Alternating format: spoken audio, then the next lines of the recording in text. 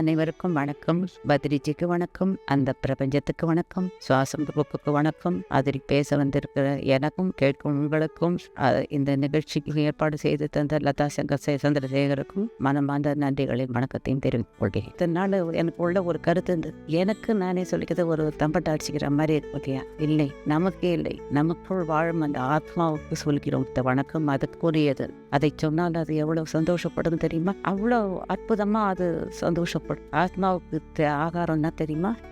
தியானம் செஞ்சாதான் அது அவ்வளோ சந்தோஷப்படும். ரெண்டாவது, அது இருக்கிறத நம்ம தெரிஞ்சு அதை நம்ம கவனித்து அதுக்கு ஒரு அன்பை செலுத்தணும். அப்போ தான் அது மகிழும். அதைத்தான் நான் இங்கே செஞ்சேன். நீங்களும் இப்போ தெரிஞ்சுக்கிட்டீங்கல்ல, நீங்களும் தினசரி உங்கள் ஆத்மா கூட ஒரு நிமிஷமாவது அதுக்கு வணக்கம் சொல்லிட்டு, அதால தான் நான் இந்த வாழ்க்கை, இந்த பிறவியை, அது நல்லது மட்டும்தான் ஆத்மாவுக்கு செய்ய தெரியும், வேற எதுவும் செய்ய தெரியாது. அதுக்கு எவ்வளோ எடுத்துக்காட்டு பத்ரிஜி சொல்ல. சின்ன வயசுல எவ்வளோ விஷயங்க எனக்கு நடந்திருக்குது.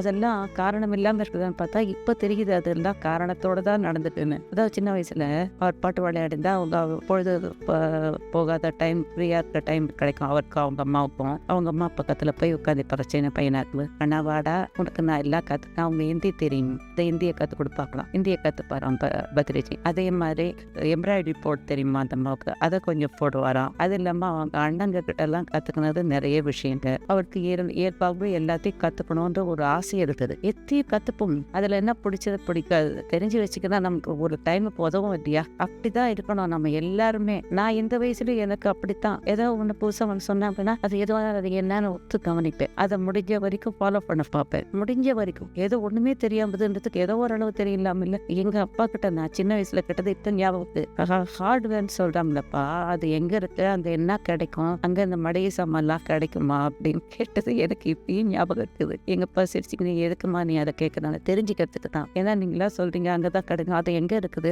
அது இந்த மாதிரி ரிப்பேர் பண்றதுக்குரிய இரும்பு சாமான்லாம் கிடைக்கிற இடம், அது சுவிட்ச் இதெல்லாம் கிடைக்கும். மளிகை சாமான்கள் கிடைக்கிற இடம் ப்ரொவிஷன் ஸ்டோர்ஸ்வாங்க. மளிகை கடன் தமிழ்ல சொல்றோம், ப்ரொவிஷன் ஸ்டோர் அப்படின்வாங்க ஆங்கிலத்துல. அப்படின்னு கத்து கொடுத்து அதே மாதிரி நமக்கு தெரியாதுன்னு வெக்கப்படக்கூடாது, தெரிஞ்சுக்க நம்ம ட்ரை பண்ணணும். அதுதான் பத்திரிச்சி செஞ்சு அவருக்கு பிற்காலத்தை அதெல்லாம் உதவுச்சுன்னு அவர் சொல்றாரு, பெருமையா சொல்றாரு. அத்தை நாமளும் கடைப்பிடிச்சு பயன்பெறுவோமே. நன்றி, அனைவருக்கும் வணக்கம்.